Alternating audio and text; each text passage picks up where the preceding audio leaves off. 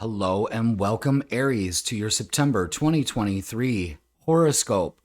I am Jeff Smith. I am your professional astrologer here at Raise Your Vibration TV, and we are going to go over the cosmic energy for this month. We've got a lot of things going on, and we are going to discuss the full moons, the new moons, and we're going to walk through the calendar and see what's available to us and what isn't and what we need to work on. Very interesting month. So, without further ado, welcome, Aries, and let's begin. Let's go ahead and take a look at your chart. There it is. We've got your chart up for September, and you can see all these planets that are retrograde. You see the little R's right here? Let's see. We got 1, 2, 3, 4, 5, and 6 at the beginning of the month. Now, Venus will go direct September 3rd. So any relationship issues are going to be moving forward. If you've had relationship issues this summer, and I'm sure a lot of Aries have, things are going to even out. Things will be moving forward. The line of communication will open up. You'll be able to express yourself the way that you want to. Mercury's still going to be retrograde, but Mercury is going to be going direct on the 15th of September. So right now we have 1, 2, 3, 4, 5. We've got 6 planets in retrograde. And then we also have Jupiter going retrograde on the 4th. So Jupiter will be retrograde on the 4th. We'll take a look at that later.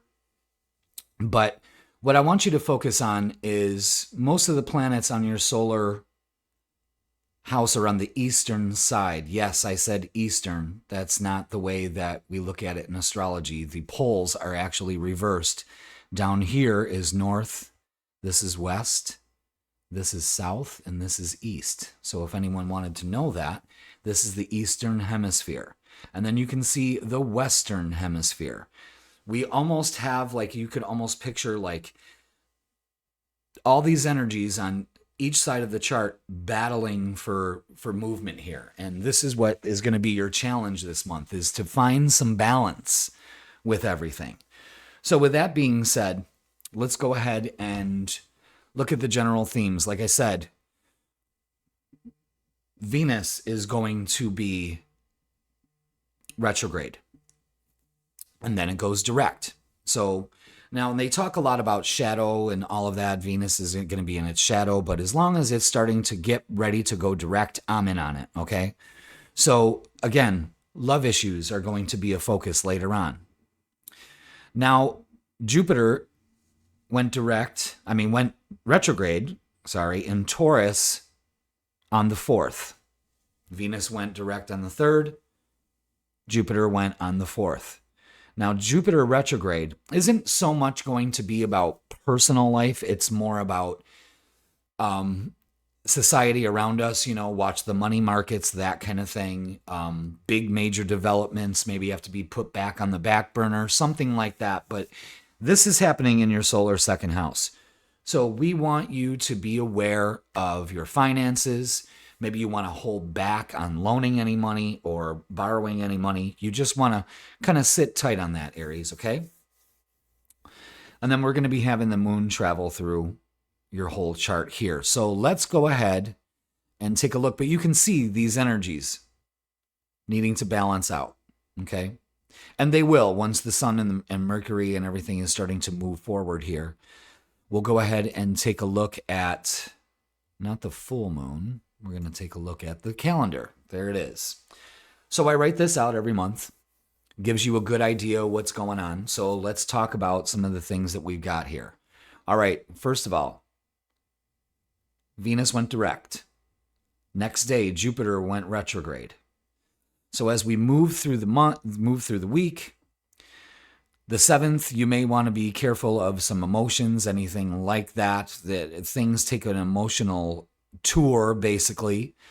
We've got an excellent trine with retrograde Jupiter with the sun, and the moon's going to be in Cancer on that weekend. This looks like a good weekend.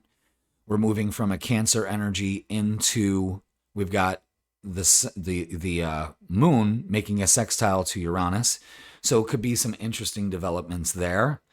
And then on the 10th, that's always good with the moon moving into Leo. That's my sign. I love that. That's also a fellow fire sign. So that'll be a harmonious weekend for you.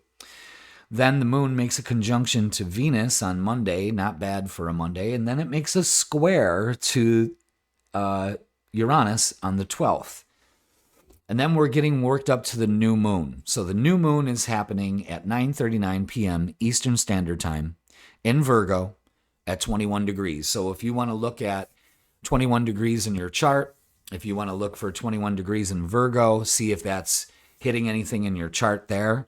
And the new moons are an excellent time to get things done, to plant the seeds of your desires. And with Virgo energy, this is a very creative energy. This is getting down to the details. The devil is in the details. So you want to start writing things down, make lists. Then this week kind of changes. The energy shifts with that new moon. And then the next day, Mercury goes direct. You still don't want to sign any contracts yet, but we're kind of gonna hold off for that. But it's a good time to express our emotions.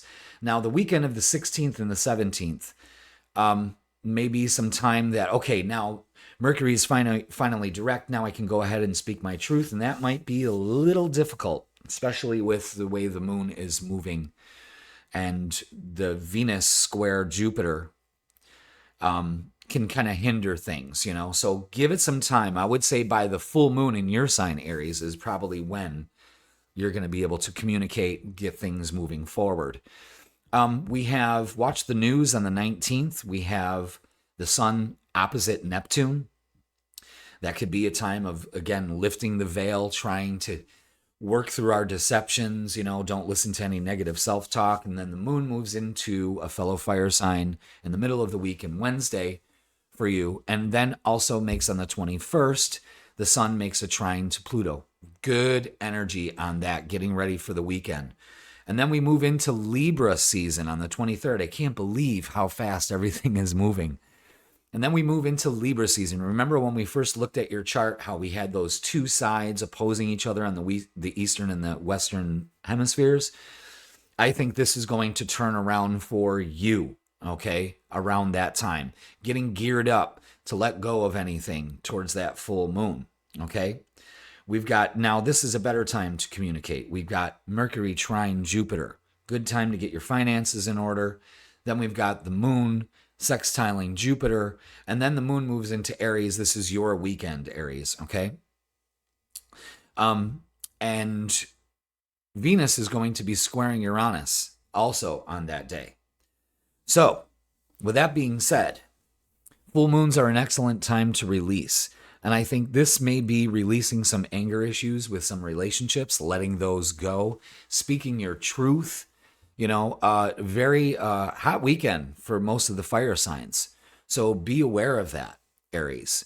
But the full moon is in your sign the 29th. You are going to have an excellent time to do this. Now, the full moon is actually happening in your first house. This is the way that you look at yourself, the way that you go about your life. You know, what can I let go? What can I do? The new moon is actually taking place in your solar sixth house. This is, again, working on your diet.